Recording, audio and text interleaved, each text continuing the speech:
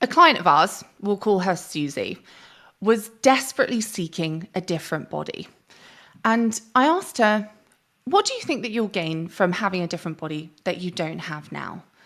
And at first she looked a little confused, so I elaborated. Well, at the moment, I said, you're going hungry, you're feeling deprived, you're fearful of going out to eat with your friends, you're fearful of other people cooking for you, you're beating yourself up harshly if you eat more than you should, and you're constantly thinking about food and monitoring what you're eating. You're sacrificing a lot. And that tells us something about what you hope to gain. You must think that you gain something really quite significant, right? Because that's just how human psychology works. What is that? And she paused and then looked at me and said, I would be more confident, people would like me more, people would respect me more, I'd be able to do more fun stuff and be carefree. I'd feel like I reached my full potential and I'd be confident. Fair enough, I said. So, genuine question. I asked her, do you believe that you can have all of these things in the body that you have now? And she said, no, I don't believe that that's true. So why am I telling you this? Well, Susie had come to us to work on her relationship with food. She was really struggling with disordered eating, and she wanted a normal and healthy relationship with food. She wanted peace. She wanted to be able to trust herself around food. She wanted her mental freedom back. And while it made complete sense why she was desperately seeking this different body, because life was on hold until she achieved it, the fact that she was doing that was creating obsession around food, anxiety around food. She was thinking about food a lot, very preoccupied with it. She lived in a constant state of fear of eating too much and constantly analyzing how much she was eating and what the consequences of that could be. All things that she didn't want to have. So what could be done?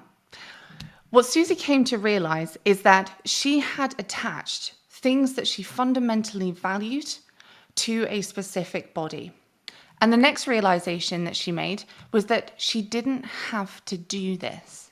And as she started to develop her confidence, have more fun, develop her sense of freedom in the body that she had, her preoccupation with seeking a different body went down. And consequently, she started to develop more peace and balance and freedom in her relationship with food. So by the time that Susie was finished working with us, she not only had a normal and healthy relationship with food that came naturally to her, she was living a life full of fun, freedom, she felt confident in herself, and her life and mental state was no longer controlled by the bathroom scale. And instead, she was free to take care of her health and her well-being from a place of self-care. One of the main factors in her being able to do this was learning how to detach from outcomes. When we're attached to outcomes, we lose control. And that means taking something that we fundamentally value and need in order to feel well and making it conditional on something external to us, which we don't have direct control over. It could be results, it could be outcomes, it could be other people's responses to us. And it can look like this. You feel at peace, but only if everything is going according to plan. You feel good about yourself, but only if others approve of you and tell you that you're doing well. You feel secure, but only if everyone's enjoying being around you. You feel fulfilled, but only if you achieve certain benchmarks in your work. You feel content, but only if the person that you're dating messages you back. You feel confident and worthy, but only if you're in a certain body type. I used to be terrified of the idea of being alone. I believed I had to be in a relationship in order to feel fulfilled, in order to feel secure, and in order to feel whole. I was attaching to outcomes, and it made me very anxious. I was very anxiously attached.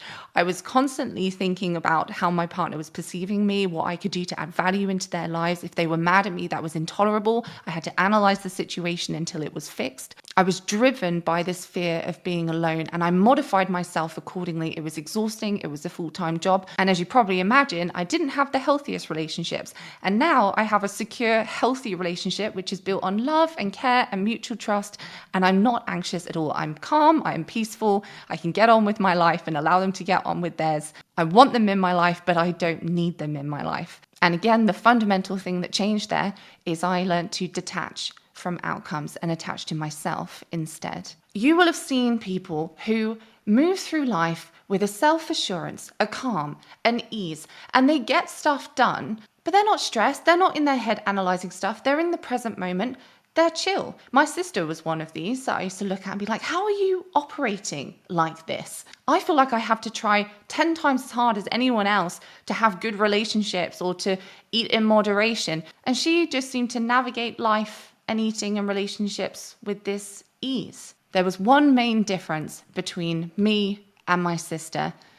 I was attached to outcomes and external validation. My sister was attached to herself. For me, in order to feel well and whole and fulfilled and good, I needed to be hitting certain results and I needed people to be approving of me. And for my sister to feel whole and well and fulfilled and good about herself, she didn't need results. She didn't need other people's approval. What she needed was to live in alignment with her needs and values and allowed outcomes, other people's responses to be what they may. And she was fine with that. I lived in a constant state of anxiety and unfulfillment and not quite feeling good enough. And my sister lived in a constant state of fulfillment and peace and self-trust. So if being attached to outcomes and external validation was creating all of this negativity in my life, why was I doing it? Why was Susie doing it? If you're doing it, why are you doing it? This is a really important thing for us to run through because there are very valid reasons why we opt to attach to outcomes and external validation. And unless we can understand these and understand ourselves in that process, we're not going to be able to detach from outcomes if that's what we want to do. The first reason why we might attach to outcomes is because we don't see it as a choice that we've made. Let's take Susie, for example. She had attached her confidence, her ability to have fun, and her ability to live life to the fullest to having a different body. She'd made it conditional on losing weight. When I asked her, do you believe that you can have these things in the body that you have now? She said no. So to her, the only real option of gaining confidence and fun and freedom in life was to chase that particular outcome. For me, when I was in insecurely attached relationships and miserable, I didn't think I had any choice in the matter. It didn't cross my mind that I could be fulfilled and happy and content on my own, single. If Barbara down the street believes she needs other people to see her as attractive in order for her to feel worthy and good about herself, then of course she's going to attach to external validation. That's the only way she knows to feel good about herself. A friend of mine was having a lot of issues with dating recently, and I could see her getting very anxious and preoccupied with the people that she was going out on dates with, checking her phone often, wondering if they responded, wondering if she's done the right thing or not. And to her, she only knew if she was doing the right thing, if she was getting a positive response or approval from these people that she was dating. The concept to her that she could be confident in what she was doing without getting that feedback and approval was ludicrous to her. So when we don't know how to get our needs and values fulfilled for ourselves without relying on outcomes, results, or other people's approval, this can keep us wanting to attach to outcomes, of course, because it's the only way we know how to get our needs and values met. If you want to learn how to fulfill your needs and values for yourself so that you can detach from outcomes, but you're not sure what your needs and values are or how to fulfill them for yourself, then I've made a full program on detaching from outcomes and attaching to ourselves, a practical step-by-step one. And this is one of the topics that we cover. If you're interested in that, then you can find the link in the description. The second reason why attaching to outcomes can seem so tempting is the misconception that, yes, but if I were to stop chasing outcomes or other people's approval, then I wouldn't be motivated to do anything and people probably wouldn't like me. There is a big difference between being attached to an outcome, which remember is taking something like our self-worth or our ability to feel confident and making it conditional on getting to a certain result. There's a big difference between that and having a goal or a direction in life. One is chasing fulfillment, and the other, the fulfillment is on the journey and is born out of fulfillment and self-love. It is not a coincidence that when we detach from outcomes and external validation, we progress more and achieve more and enjoy the process whilst doing it. You don't need to be chasing fulfillment and your sense of self-worth in order to be motivated to do things. Let me highlight the difference. So imagine I was chasing the outcome of creating a painting, and I'm not really enjoying the process, but I'm trying to get to that outcome. And once I've made a painting and can look at it, then I can kind of relax and feel good about myself. Only at that point that it's finished can I feel good about myself, which means I'm not feeling good about myself the entire process through until I get to that result.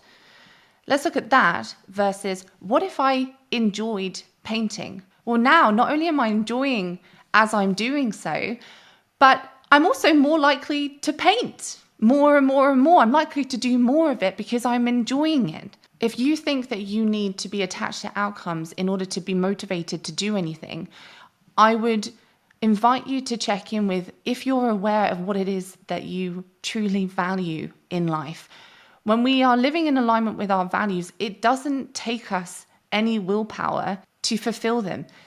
People would have to pay us not to do it. Next, external validation feels good. And when something feels good, it's very motivating to keep doing it. For myself, I hadn't experienced self-love and genuine self-confidence for the vast majority of my life. So I was seeking external validation and results like mad because that was the only time I knew that I felt good about myself. So of course I did that. It wasn't the external validation that I wanted. I wanted to feel good about myself. So me lacking genuine self-esteem and self-confidence in myself was keeping me very attached to outcomes and quite happy being so, to be honest, even though it was making me miserable and anxious and, unfulfilled in my day-to-day life. It made total sense to me that I would keep chasing that. If I stopped chasing that, it felt like I would just never feel good about myself. But of course, the blind spot here was, well, actually, I had the option of developing my self-esteem and my self-love. And I tell you what, it does not even remotely compare to getting external validation. I asked a client about this recently, actually, because she was working with us to move from disordered eating to a healthy relationship with food.